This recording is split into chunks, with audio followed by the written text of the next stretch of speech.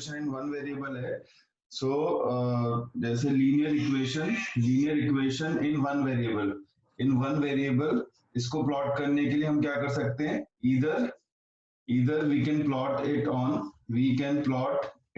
on x axis, either we we can plot it on y axis. या तो हम उसको x axis पे प्लॉट करेंगे या y axis पे प्लॉट करेंगे. We don't have any other option. जब भी हमारे पास वन वेरिएबल का कोई भी अगर इक्वेशन होगी, लीनियर इक्वेशन, तो उसको आप एक या दो एक्सिस पे प्लॉट कर सकते हो. फॉर एग्जांपल अगर y इज इक्वल टू 5 है, तो y इज इक्वल टू 5 में आप क्या करोगे, एक y एक्सिस बनाओगे, और यहाँ पे x नहीं बनाना होता क्योंकि इक्वेशन इन वन वेरिएबल है. क्योंकि ये इक्वेशन इन वन वेरिएबल है, तो इक्वेशन इन वन वेरिएबल में आपको सिर्फ एक ही एक्सिस बनानी है, y एक्सिस बनानी है. और y एक्सिस को प्लॉट करने के लिए यहाँ पे आप 0 आ जाएगा, यहाँ पे 1 2 3 4 5, तो ये पॉइंट आ जाएगा y इज इक्वल टू 5. तो y इज इक्वल टू 5 अगर हमें वन वेरिएबल के लिए करना है तो करना है. एंड सिमिलरली अगर मान लो आपके पास है, अगर जैसे x is equal to 2 plot करना है, तो बेटा x इज इक्वल टू 2 कैसे प्लॉट करोगे, ये आपका x एक्सिस आ जाएगा, और यहाँ पे अगर 0 है तो यहाँ पे 1 हो गया, यहाँ पे 2 हो गया, तो ये जो पॉइंट होगा ये x इज इक्वल टू 2 को रिप्रेजेंट करेगा. तो आपको ये याद रखना है कि जब भी हम वन वेरिएबल की बात करते हैं, इक्वेशन इन वन वेरिएबल में आप या तो x या y एक्सिस प्लॉट कर लोगे, और प्लॉट करने के बाद आप उस पर पॉइंट को मार्क कर दोगे. इसमें कोई डाउट है? फिर बेटा इक्वेशन इन टू वेरिएबल की अगर हम बात करते हैं, तो इक्वेशन इन टू वेरिएबल में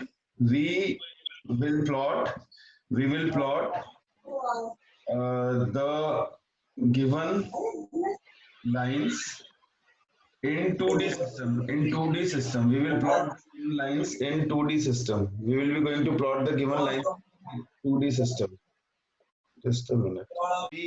अभी अगर आप देखोगे तो जो हमने लास्ट, मतलब जैसे मैंने बताया, अगर इक्वेशन इन वन वेरिएबल होगी तो आप सिर्फ एक एक्सिस पे उसको प्लॉट कर सकते हो, मतलब कोई भी एक एक्सिस पे, या तो आप एक्स एक्सिस पे प्लॉटिंग कर सकते हो या फिर आप वाई एक्सिस पे प्लॉटिंग कर सकते हो.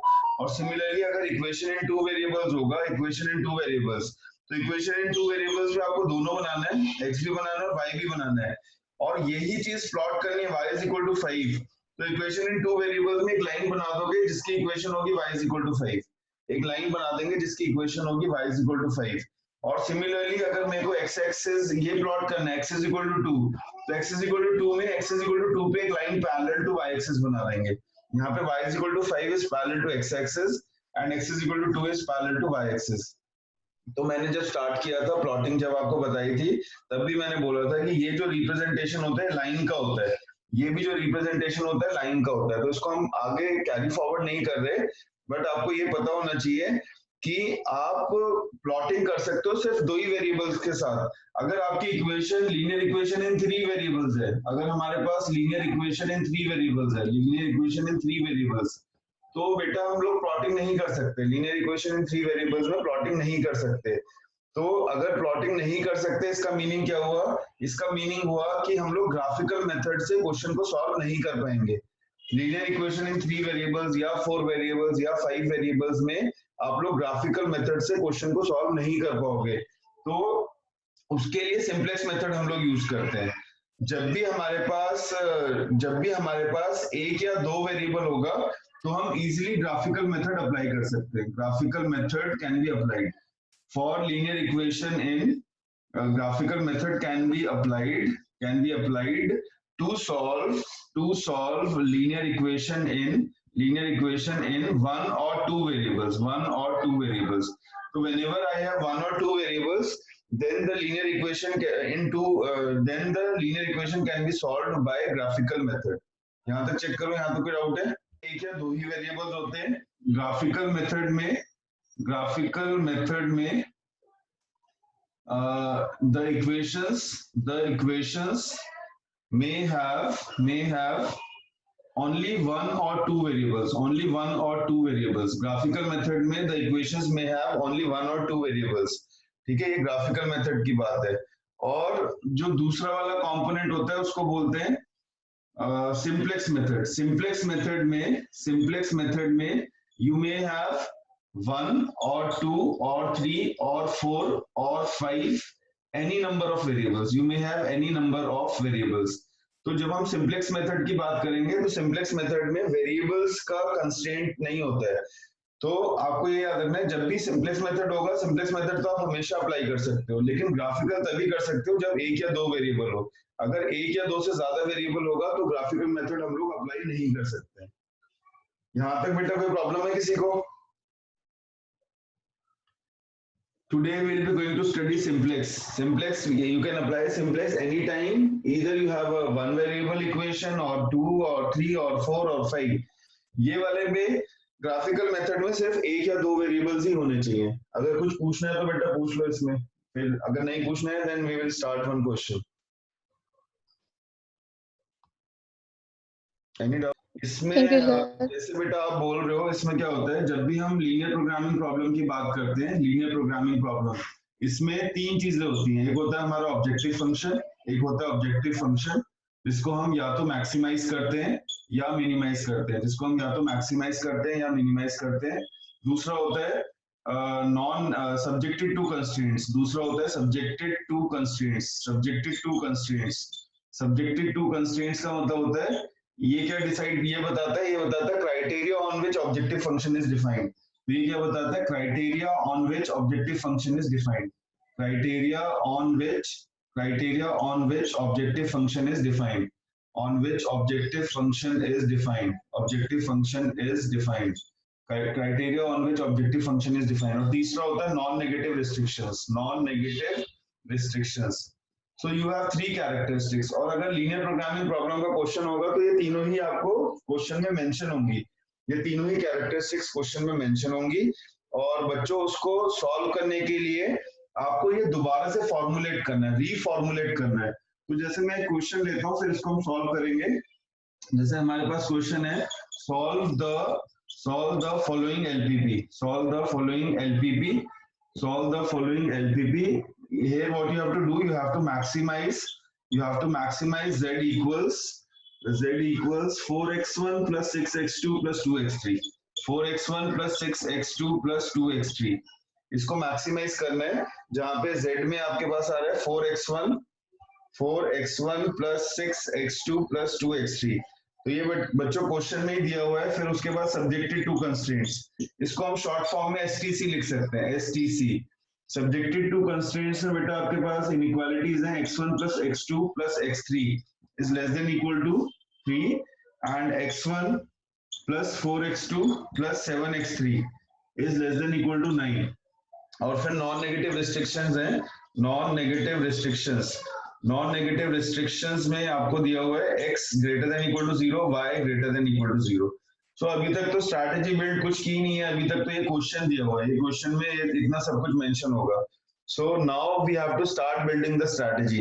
अब इस क्वेश्चन के हिसाब से अगर आप देखोगे, जैसे अगर मान लो कैन आई से कि 3 जो होता है वो 5 से छोटा होता है. कैन आई से 3 5 से छोटा होता है. छोटा या बराबर, लेस देन इक्वल टू अगर लिखें 3 is less than or equal to 5. Is it true or false? 3 is less than equal to 5. Is it true or false? True. It is true. और 3 को 5 के बराबर करने के लिए क्या करना पड़ेगा? अगर 3 को 5 के बराबर करना है तो उसके लिए हमें क्या करना पड़ेगा? 3 को 5 बना सकते हैं हम. कुछ ऐड तो जोड़ दो सर. अगर हम 3 में कुछ ऐड या सब्ट्रैक्ट करें तो 5 बन सकता है. 2 प्लस करके 5 बन सकता है सर. 2 प्लस करके बन सकता है. Very good. तो यहाँ पे हम क्या करेंगे, यहाँ पे हम लिखेंगे 3 plus some value is equal to 5. अब ये जो वैल्यू है इसको हम बोलेंगे, this is known as slack या डेफिशिएंसी, या फिर इसको कमी भी बोलते हैं, कमी. तो जब भी लेफ्ट हैंड साइड कम है राइट हैंड साइड से, तो उसको पूरा करने के लिए आप उतना अमाउंट जोड़ दोगे. जैसे इसमें 2 जो है, 2 is slack for equation 1. 2 is slack for equation 1. तो बेटा इसमें सबसे पहले आपको क्या करना पड़ता है, रीफॉर्मुलेशन के टाइम पर आपको देखना पड़ता है. अगर डेफिशिएंसी है तो डेफिशिएंसी को पूरा करने के लिए जो भी ये वाली इनइक्वालिटीज है इसमें कुछ जोड़ देंगे. जैसे अभी क्या करना है, हमें टेबल बनाना है, तो टेबल बनाने के लिए हमें दोबारा से ये सारी इनइक्वालिटीज को रीफॉर्मुलेट करना है। This is inequality 1, this is inequality 2। अगर ये कॉन्सेप्ट समझ आ गया, पहले पहले तो ये देखो 3 छोटा होता है 5 से। अगर हमें यहाँ पे सिर्फ इक्वल टू चाहिए, लेस देन का या ग्रेटर देन का साइन नहीं चाहिए, तो मेरे को कुछ जोड़ना पड़ेगा, और जितना अमाउंट जोड़ोगे उसको स्लैक बोलेंगे या डेफिशिएंसी बोलेंगे या कमी बोलेंगे। जैसे यहाँ पे भी ये लेस देन का साइन है, तो यहाँ पे इसको बराबर करने के लिए आपको कुछ जोड़ना पड़ेगा, तो वो जो अमाउंट जोड़ोगे उसको हम स्लैक बोलेंगे, या फिर हम उसको स्लैक वेरिएबल बोलते हैं। तो इसमें बेटा आपको क्या करना पड़ेगा, स्लैक जोड़ना है। तो आप लिखोगे रीफॉर्मुलेशन फॉर सिंपलेक्स टेबल। आप कह सकते हो reformulation for simplex table, reformulation for simplex table. तो जब आप रीफॉर्मुलेट करोगे तो ये बेटा आपके पास आ जाएगा इनइक्वालिटी 1 हो जाएगी x1 plus x2 plus x3। अब जितना मैं अमाउंट जोड़ूंगा उसको मैं s1 लिख रहा हूँ, तो यहाँ पे मैं लिख रहा हूँ plus s1 is equal to 3। S1 कम था, इसमें S1 कम था, S1 मैंने जोड़ दिया, तो S1 इस इनइक्वालिटी के लिए स्लैक हो जाएगा। यहाँ तक चेक करो, यहाँ तक कोई डाउट है? यहाँ पे लेस देन का साइन था, लेस देन को इक्वल टू बनाने के लिए मैंने लेफ्ट हैंड साइड में कुछ जोड़ दिया, जितना अमाउंट जोड़ा उसको मैंने स्लैक बोल दिया। यहाँ तक कोई डाउट है? No, sir. एंड सिमिलरली जो दूसरी इनइक्वालिटी है, दूसरी इनइक्वालिटी में भी लेस देन का साइन है, तो यहाँ पे आपके पास आ जाएगा x1 plus 4x2 plus 7x3 plus s2 is equal to 9। तो यहाँ पे भी बच्चों आपके पास ये लेस देन का साइन था, तो इस इनइक्वालिटी में भी हमने कुछ जोड़ दिया, और जितना अमाउंट हमने जोड़ दिया उसको हमने बोला स्लैक, जितना अमाउंट हमने जोड़ दिया उसको हमने स्लैक बोल दिया। यहाँ तक देखो, यहाँ तक कोई प्रॉब्लम? यहाँ तक कोई प्रॉब्लम है? No, sir. प्रॉब्लम नहीं है तो पहले तो वेरिएबल्स x1 x2 x3 थे, इनके बेसिस पे ऑब्जेक्टिव फंक्शन डिसाइड किया था, क्योंकि ये क्या होता है, ये क्राइटेरिया होता है जिससे ऑब्जेक्टिव फंक्शन बनाते हैं हम लोग। अब यहाँ पे s1 और s2 भी आ गया, तो इसका मतलब ऑब्जेक्टिव फंक्शन में भी आपको s1 और s2 को मेंशन करना पड़ेगा। ये मैक्सिमाइज करना था, तो यहाँ पे लिखोगे z को मैक्सिमाइज करना है, तो max लिख दो, z को मैक्सिमाइज करना है। ऑब्जेक्टिव फंक्शन आपके पास कितना था, 4x1 plus 6x2 plus 2x3, 4x1 plus 2x3, और क्योंकि इसमें s1 और s2 हमने ऐड किया, तो यहाँ पे लिखेंगे 0s1 प्लस 0s2। 0 से ना इसका इंपैक्ट नहीं आता, मतलब s1 और s2 तो आपने अपनी मर्जी से लिखा, तो ऑब्जेक्टिव फंक्शन हमारा चेंज नहीं होना चाहिए। अगर हमारा ऑब्जेक्टिव जो भी है वो सेम रहना चाहिए, चाहे आप नए वेरिएबल इंट्रोड्यूस करो या मत करो। इसलिए हमने जो नए वेरिएबल इंट्रोड्यूस किए थे उसमें 0 टाइम्स ऑफ s1 और 0 टाइम्स ऑफ s2 z में ऐड कर दिया। यहाँ तक चेक करो, यहाँ तक कोई डाउट है तो बताओ। अब अगर हम आगे जाते हैं तो हमारे पास नॉन नेगेटिव रिस्ट्रिक्शंस थी x and y greater than 0, या इसमें x1 and x2 even you can write x1 and x2 greater than equal to 0। So now this can be written as x1 greater than 0, x2 greater than 0, s1 greater than 0, s1 greater than equal to 0 and s2 greater than equal to 0।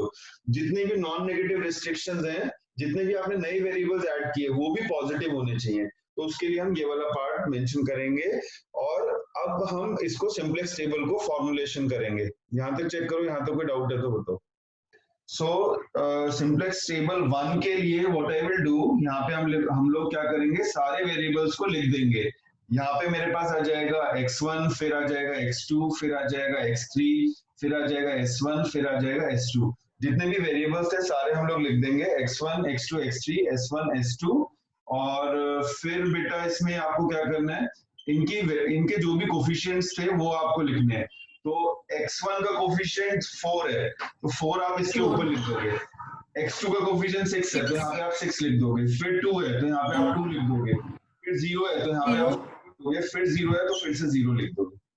z के अंदर जितने भी पहले जितने भी variables थे वो हमने लिख दिए, फिर जो भी उनके कोफिशिएंट्स थे वो हमने ऊपर मेंशन कर दिए, और इसको हम बोलेंगे this is known as cj। ये सारी cj वैल्यूज है। cj बेसिकली कॉस्ट फैक्टर होता है, तो इसलिए हमने इसको ऊपर लिख दिया cj ये वाली रो है जो आपने वैल्यूज ऐड की है। यहाँ तो कोई डाउट है?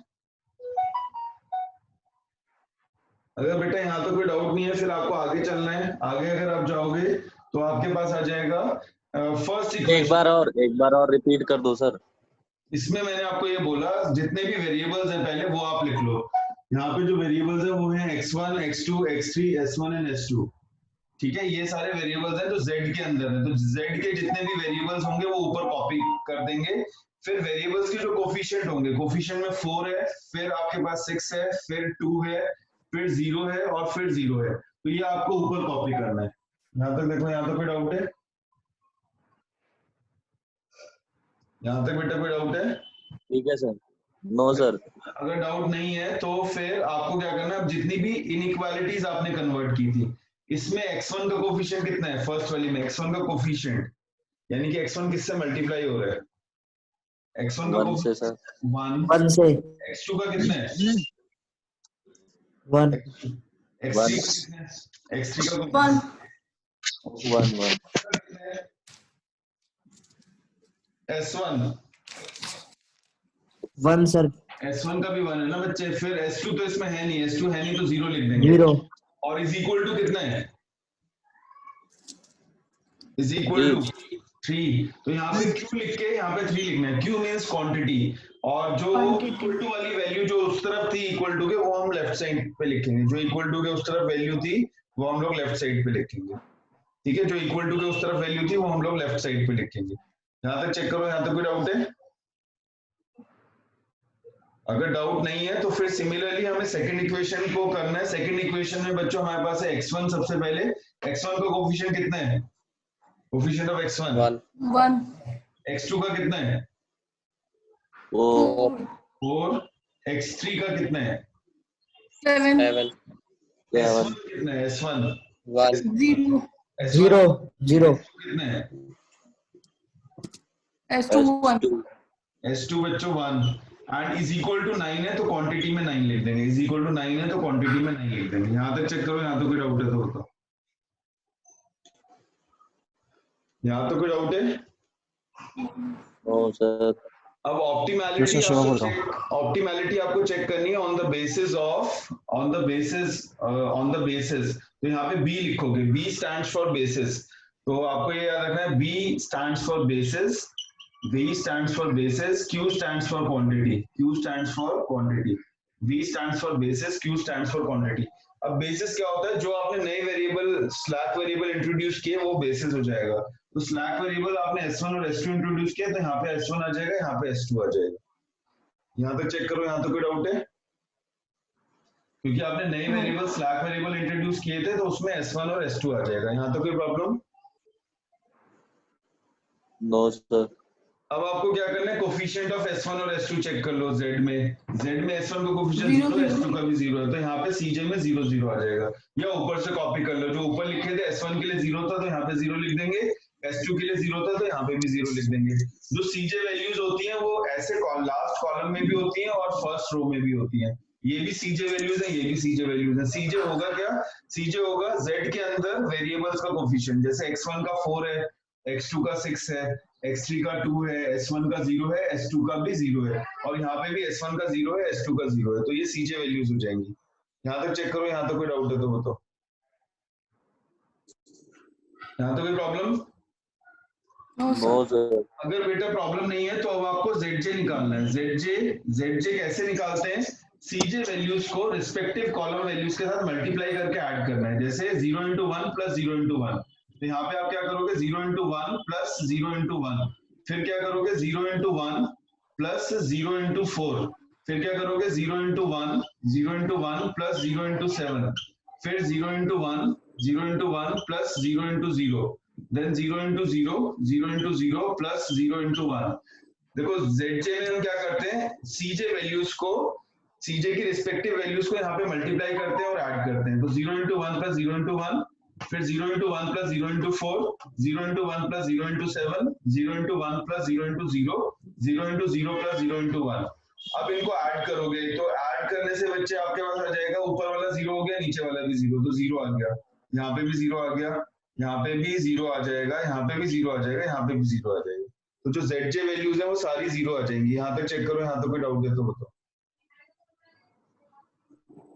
आपको बेटा क्या करना था, रिस्पेक्टिव cj वैल्यूज को कॉलम वैल्यूज के साथ मल्टीप्लाई करके। सर इस वाली लाइन को रिपीट कर दीजिए।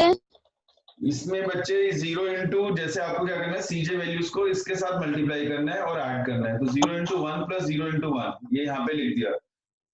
तो 0 1 सा 0 होता है, 0 1 सा 0 होता है, 0 प्लस 0 0 आ जाएगा। फिर अगेन 0 इंटू 1 प्लस 0 इंटू 4, तो 0 इंटू 1 प्लस 0 इंटू 4 से भी 0 आ जाएगा। देन 0 इंटू 1 प्लस 0 इंटू 7, इससे भी 0 आ जाएगा। देन 0 इंटू 1 प्लस 0 इंटू 0, इससे भी 0 आ जाएगा और लास्ट वाला भी 0 आ जाएगा।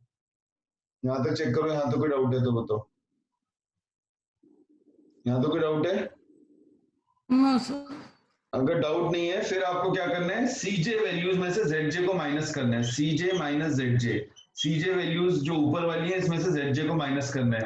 तो बेटा जब माइनस करोगे ये हो जाएगा 4 minus 0, 6 minus 0, 2 minus 0, 0 minus 0 and 0 minus 0। 4 minus 0 करोगे तो 4 आ जाएगा, 6 माइनस 0 करोगे तो 6 आ जाएगा, 2 माइनस 0 2 आ जाएगा, 0 माइनस 0 0 आ जाएगा, 0 माइनस 0 0 आ जाएगा। हमें क्या करना होता है, सीजे माइनस जेड वैल्यूज को इवैल्यूएट करना है। तो ये हमारे पास सीजे माइनस जेड वैल्यूज आ जाएंगी। यहाँ तक चेक करो, यहाँ तो कोई प्रॉब्लम है? ये सिंपलेक्स टेबल 1 बन गई। Now this is simplex table 1। अब इसमें बच्चों ऑप्टिमैलिटी के लिए क्या चेक करना है, for optimality, for optimality, for optimality, for optimality in maximization problem, for optimality in maximization problem. तो मैक्सिमाइजेशन प्रॉब्लम में अगर हम ऑप्टिमैलिटी की बात करेंगे तो मैक्सिमाइजेशन प्रॉब्लम में क्या होता है, all CJ minus Z, all CJ minus Z should be less than या इक्वल टू 0। ऑप्टिमल सॉल्यूशन के लिए CJ minus Z less than equal to 0 होना चाहिए मैक्सिमाइजेशन प्रॉब्लम में। और मिनिमाइजेशन प्रॉब्लम में क्या होना चाहिए, मिनिमाइजेशन प्रॉब्लम में होना चाहिए, मिनिमाइजेशन प्रॉब्लम में होना चाहिए CJ minus Z greater than equal to 0। CJ minus Z की value greater than equal to 0 होनी चाहिए। क्यों? ये आपकी कंडीशन है, ये आपको लर्न करना पड़ेगा। अगर मैक्सिमाइजेशन प्रॉब्लम है, जैसे हमारा ये मैक्स लिखा था, मैक्सिमाइजेशन प्रॉब्लम में सीजे माइनस जेड लेस देन 0 होना चाहिए, मिनिमाइजेशन में ग्रेटर देन या इक्वल टू 0 होना चाहिए। तो आपको ये यहाँ पे आइडेंटिफाई करना है क्या ये सारी values greater than equal to 0 है, क्या ये सारी values less than equal to 0 है, क्योंकि मैक्सिमाइजेशन प्रॉब्लम है ना। क्या ये 0, ये तो 0 है, ये भी 0 है, क्या ये 0 से छोटा है? नहीं सर, ये 0 से छोटा है, ये भी नहीं है और ये भी नहीं है। तो यहाँ पे आप लिखोगे since all cj minus zj, all cj minus zj less than equal to 0 is false. So therefore we have to minimize the simplex table. We have to minimize the simplex table. We have to minimize the simplex table to get optimum solution. To get optimum solution. To get optimum solution. तो आपको इसको minimise करना पड़ेगा। Minimise या आप simplify कह सकते हो, इसको सिंप्लीफाई करना पड़ेगा। We have to simplify the simplex table. तो उसमें बेटा आपको क्या करना है, सबसे ज्यादा वैल्यू ढूंढनी है। इसमें सबसे ज्यादा वैल्यू कौन सी है, 4, 6 या 2? सबसे बड़ा 6 सबसे बड़ा है ना। तो क्योंकि 6 सबसे बड़ा है तो 6 के कॉरस्पॉन्डिंग जो कॉलम होगा, 6 के कॉरस्पॉन्डिंग ये वाला कॉलम है, तो इसको हम बोलेंगे पाइवेट या मास्टर कॉलम। इसको हम बोलेंगे पाइवेट या मास्टर कॉलम। तो इसको हम क्या बोलेंगे, pivot column, PIVOT, pivot column. जो भी हाईएस्ट वैल्यू होगी उसके अगेंस्ट जो कॉलम बनेगा उसको हम लोग पाइवेट कॉलम बोलेंगे। जैसे इसमें हाईएस्ट वैल्यू 6 थी, ये हाईएस्ट वैल्यू है 6 है, इट इज हाईएस्ट। तो क्योंकि ये हाईएस्ट पॉजिटिव है तो हाईएस्ट पॉजिटिव के लिए हम लोग इसको पाइवेट कॉलम लेंगे। और जो इसके अगेंस्ट वेरिएबल होता है, जैसे वेरिएबल जो ऊपर बना हुआ है उस वेरिएबल को हम बोलेंगे इन वेरिएबल। इसको हम बोलेंगे इन वेरिएबल, इन वेरिएबल। यहां तक चेक करो, यहाँ तो कोई डाउट है तो बताओ। अगर बेटा डाउट नहीं है तो फिर इसमें बच्चों आगे क्या करना है, यहाँ पे क्वांटिटी आपको इवैल्यूएट करना है। रेशो इवैल्यूएट करना है, RATIO। यहाँ पे आपको रेशो इवैल्यूएट करना है। और रेशो के लिए बच्चों फॉर्मूला होता है quantity upon quantity divided by pivot column value, quantity divided by pivot column value. Quantity का कॉलम ये है, पाइवेट कॉलम आपका ये वाला आया था, तो इसमें 3 डिवाइडेड बाय 1 हो जाएगा, 3 divided by 1 and then 9 divided by 4 and then 9 divided by 4। 3 divided by 1 होता है 3, और 9 डिवाइडेड बाय 4 करोगे तो 4 2 जा 8 होता है, 2 पॉइंट समथिंग आ जाएगा, 2 पॉइंट जो भी आएगा, ठीक है, 2.25 I think this will be 2.25। यहां तक चेक करो, यहां तो कोई डाउट है?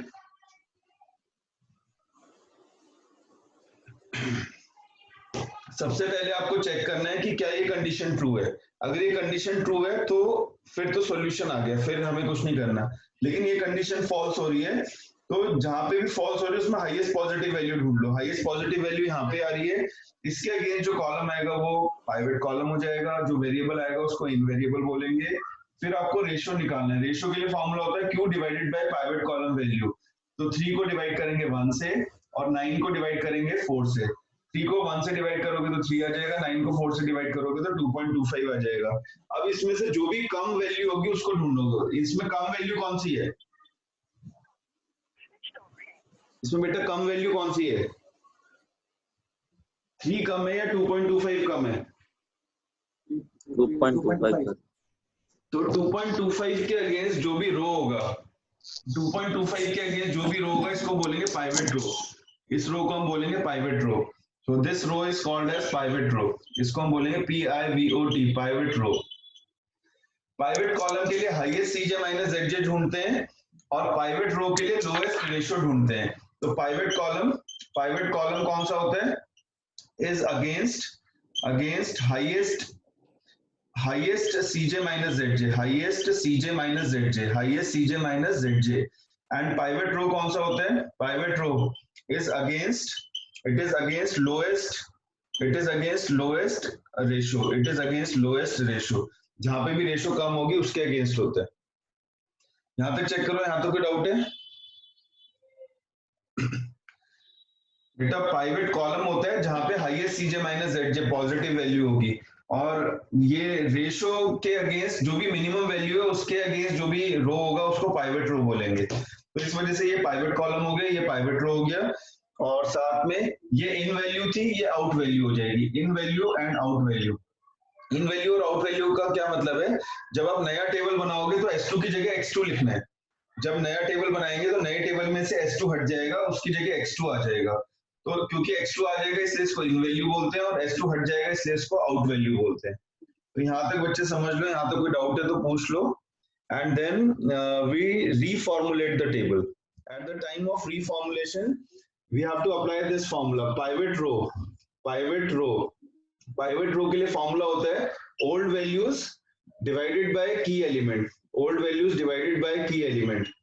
और जो अदर टेबल वैल्यूज हैं, उसके लिए फॉर्मूला होता है old values minus new basic row into key factor